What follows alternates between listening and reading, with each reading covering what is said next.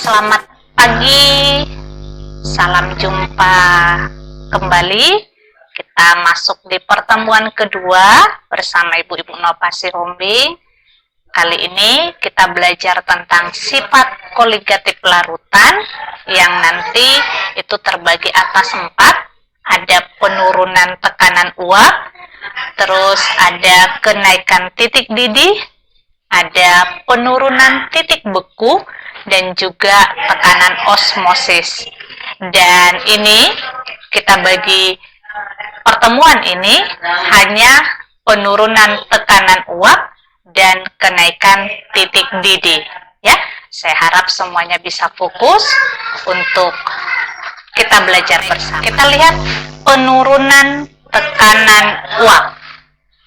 Jika ke dalam pelarut dimasukkan zat terlarut yang sukar menguap, maka tekanan uap pelarut tersebut akan turun.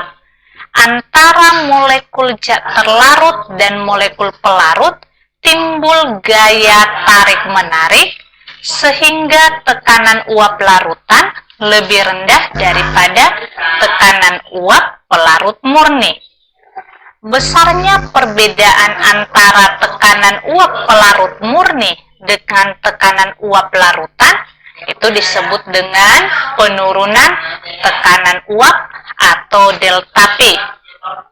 Delta P itu bisa cari melalui P0 dikurang P.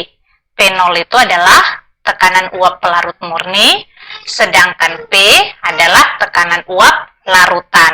Ini untuk pelarut murni, berarti semuanya itu yang berwarna biru, sedangkan untuk larutan itu ada campurannya. Jadi itu campuran antara zat pelarut dengan zat terlarut. Kalau kita lihat grafiknya, ini yang dia garis tebal itu khusus untuk pelarut murni, dan garis putus-putus itu untuk larutan. Selisih tekanannya itulah disebut dengan delta P. Pada tahun 1887, F.M. Raoult menyatakan bahwa penurunan tekanan uap relatif atau delta P berbanding lurus dengan fraksi mol zat terlarut. Jadi delta P itu adalah P0 kali fraksi mol zat terlarut. P itu adalah P0 kali fraksi mol zat pelarut. Untuk fraksi mol kita sudah pelajari di pertemuan yang minggu lalu, ya. Oke. Yang kedua, kenaikan titik didih atau dilambangkan dengan delta B. Suatu zat cair akan mendidih jika tekanan uap jenuh zat cair itu sama dengan tekanan uap udara di sekitarnya. Apabila air murni dipanaskan pada tekanan 1 atmosfer 760 mm Hg, maka air akan mendidih pada suhu 100 derajat Celcius.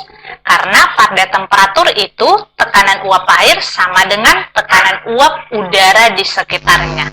Temperatur pada tekanan uap jenuh zat cair yang sama dengan 1 atmosfer itu disebut dengan titik didih normal zat cair itu.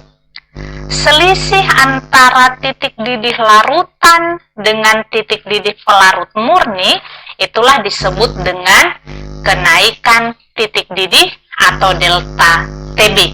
Jadi delta TB itu adalah titik didih larutan dikurang titik didih pelarut. Kenaikan titik didih yang disebabkan oleh 1 mol zat yang dilarutkan dalam 1000 gram zat pelarut itu mempunyai harga yang tetap yang disebut dengan tetapan kenaikan titik didih molal atau KB. Setiap zat pelarut mempunyai harga KB yang berbeda. Jadi mencari delta TB-nya molal kali KB.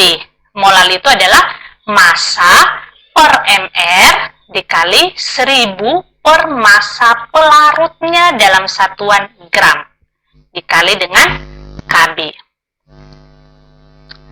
Untuk grafiknya bisa dilihat sama seperti yang tadi. Yang garis tebal itu adalah untuk pelarut murni, yang garis putus-putus itu adalah untuk larutan. Selisihnya itu disebut dengan delta TB. Di sini disebut delta TF. Oke, agak sedikit terbalik ya. Itu untuk slide kita sekarang. Sekarang kita masuk untuk latihan soalnya. Soal yang pertama. Tekanan uap air jenuh. Tekanan uap air jenuh berarti dia adalah pelarut. Jadi dia oke. Jadi dia kita tuliskan sebagai pelarut. Pelarutnya dilambangkan dengan P ya.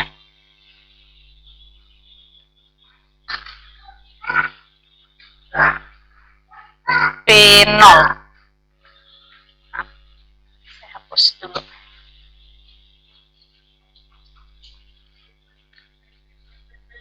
P0-nya sama dengan 31,8 mm Hg. Fraksi mol suatu zat dalam air. Berarti ini fraksi mol zat terlarut 0,056 mol. Berarti fraksi mol zat pelarut itu adalah 1 dikurang 0,056, berarti 0,944 mol. Yang ditanyakan tekanan uap larutan. Tekanan uap larutan berarti P. Kita tahu tadi rumusnya P sama dengan P0 kali fraksi mol zat pelarut. Itu ya. P kali fraksi mol zat pelarut. P-nya P0-nya 31,8 kali fraksi mol zat pelarutnya 0,944. Kalau kita kalikan, ini sekitar 30,02 mm Hg.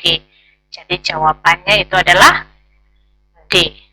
Oke, itu soal yang pertama. Kita lihat selanjutnya, soal kedua.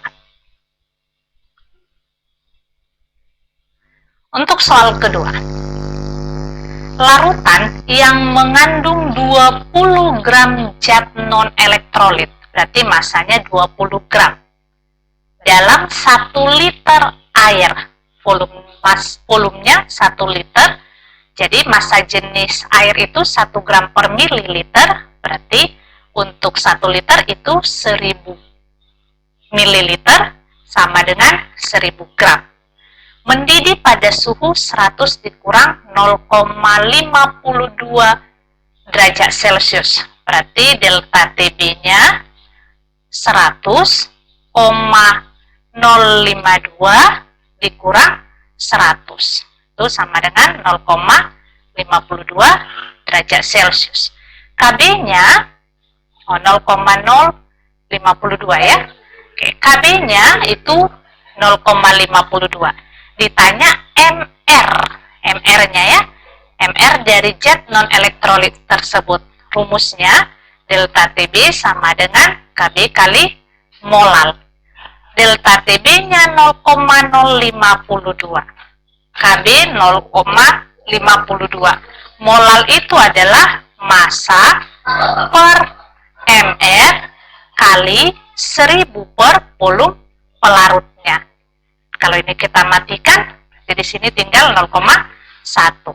Jadi 0,1 sama dengan massanya tadi 20, yang ditanya MR-nya kali 1000 per pelarutnya tadi 1 liter, itu sama dengan 1000 ml, sama dengan 1000 gram. 1000 bagi 1000 habis, maka MR-nya 20 bagi 0,1 itu adalah 200. Jadi jawabannya E. Oke, itu untuk soalnya. Untuk selanjutnya, Ibu minta kalian untuk berlatih. Saya sudah siapkan 2 soal. Nanti kalau ada yang kurang jelas, boleh bertanya melalui WA Group ataupun dari Google Classroom. Selamat belajar, selamat bekerja, dan tetap jaga kesehatan. Salam sejahtera buat semuanya. Ini untuk soalnya ya.